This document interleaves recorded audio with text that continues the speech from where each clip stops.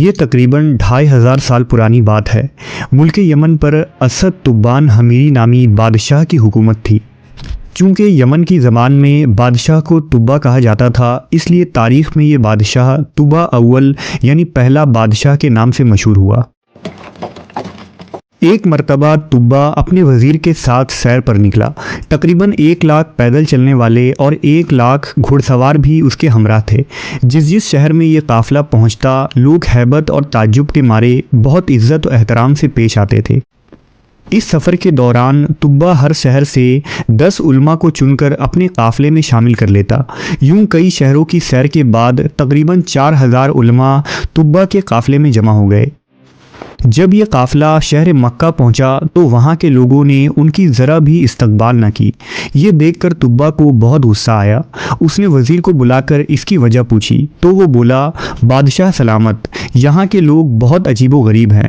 اس شہر میں ایک عمارت ہے جس کا نام کعبہ ہے۔ یہ لوگ اس عمارت میں شیطان اور بتوں کی پوجا کرتے ہیں۔ یہ سب سن کر تبا نے دل ہی دل میں فیصلہ کیا کہ وہ مکہ کے آدمیوں کو قتل کر کے عورتوں اور بچوں کو قیدی بنا لے گا اور ساتھ ہی کعبہ کو بھی گرا دے گا، اور پھر کعبہ کا نام خربہ یعنی ویران جگہ ہو جائے گا۔ اللہ کی قدرت یہ ہوئی کہ یہ خیال آتے ہی تبا کے سر میں شدید درد شروع ہو گیا، جبکہ اس کی آنکھ، کان، ناک اور منہ سے بدبودار پانی بہنے لگا، جس کی وجہ سے اتنی شدید سڑان پیدا ہو گئی کہ تبا کے پاس ایک لمحہ ٹھہرنا بھی کسی عذاب سے کم نہ تھا۔ وزیر نے طبیبوں سے مشورہ کیا، مگر کوئی بھی تبا کا علاج دریافت نہ کر سکا۔ طبیبوں کا کہنا تھا کہ یہ کوئی آسمانی معاملہ لگتا ہے جس کو ٹالنا ہمارے بس کی بات نہیں ہے۔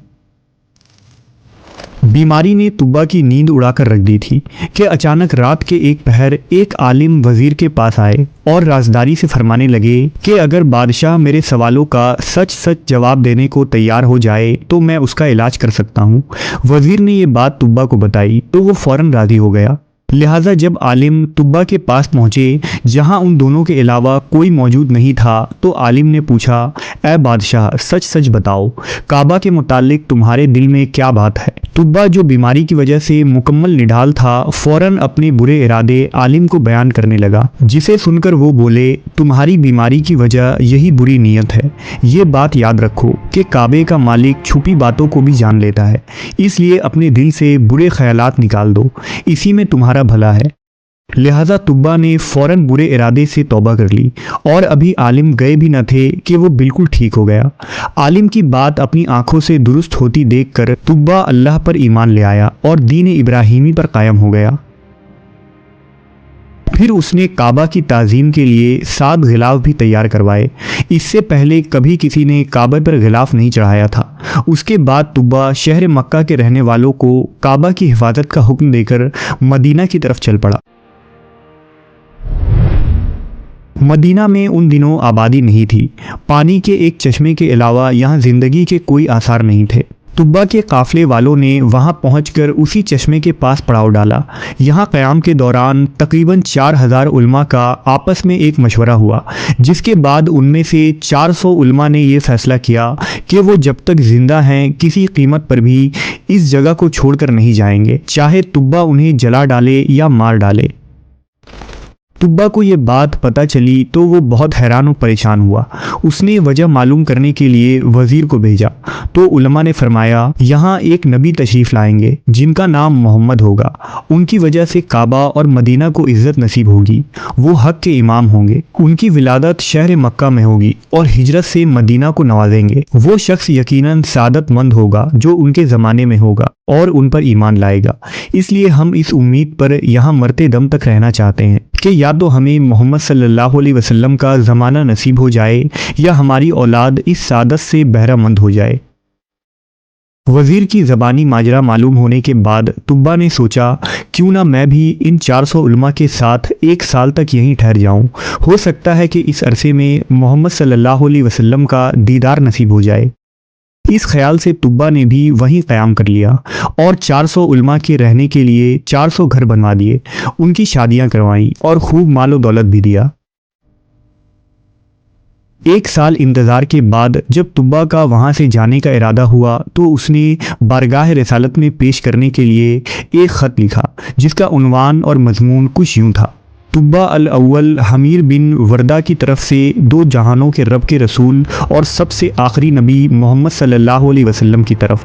اے محمد، میں آپ پر اور قرآن مجید پر ایمان لاتا ہوں، آپ کے دین اور سنت کو اپناتا ہوں اور جو شریعت آپ لائیں گے اسے بھی قبول کرتا ہوں. اگر میں آپ کی صحبت کا شرف پانے میں کامیاب ہو گیا تو یہ مجھ پر رب کا انعام ہوگا، اور اگر یہ سعادت مجھے نہ مل سکی تو آپ قیامت کے دن میری شفاعت کریں گے. یہ خط لکھنے کے بعد طبا نے اس پر اپنی سنہری مہر لگائی.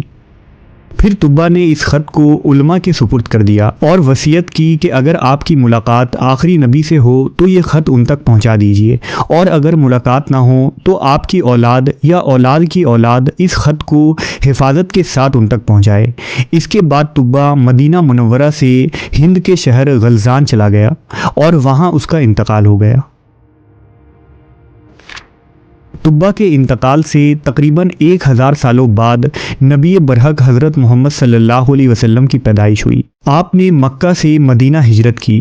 اس ہجرت میں مسلمانوں کی مدد کرنے والے مدینہ شریف کے مسلمانوں کو انصار کہا جاتا تھا. یہ انصار انہی 400 علماء کی اولاد میں سے تھے اور 1000 سال سے نسل در نسل خط کی حفاظت کرتے آ رہے تھے. جب انصار کو حضور کے مدینہ تشریف آوری کا ارادہ معلوم ہوا تو ان میں خوشی کی لہر دوڑ گئی. انہوں نے بارگاہ رسالت میں طبا کا خط پہنچانے کے لیے آپس میں مشاورت کی. چنانچہ وہ خط ابو لیلہ انصاری نامی ایک شخص کے سپرد کر دیا گیا جو بعد میں ایمان لے آئے تھے.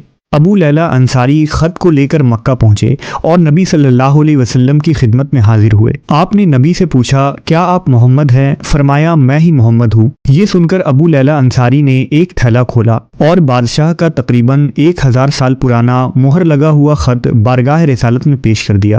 نبی صلی اللہ علیہ وسلم نے حضرت ابو بکر صدیق کو خط پڑھ کر سنانے کا حکم دیا.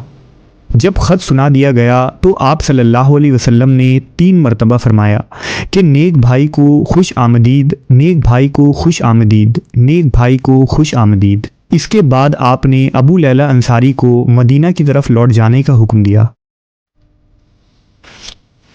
کچھ عرصے بعد جب آپ صلی اللہ علیہ وسلم مدینہ تشریف لائے تو ہر قبیلہ چاہتا تھا کہ حضور ان کے ہاں قیام فرمائیں، مگر آپ صلی اللہ علیہ وسلم نے فرمایا، میری اونٹنی کو چھوڑ دو، جہاں خدا کا حکم ہوگا یہ وہاں رک جائے گی. چنانچہ اونٹنی چلتے چلتے صحابی رسول حضرت ابو ایوب انصاری کے گھر کے آگے رک گئی. حضرت ابو ایوب انہی عالم کی اولادوں میں سے تھے جنہوں نے طبا کی اصلاح کی تھی، اور آپ کا مکان وہی مکان تھا جو طبا نے خاص کر آخری نبی کے لیے بنوایا تھا.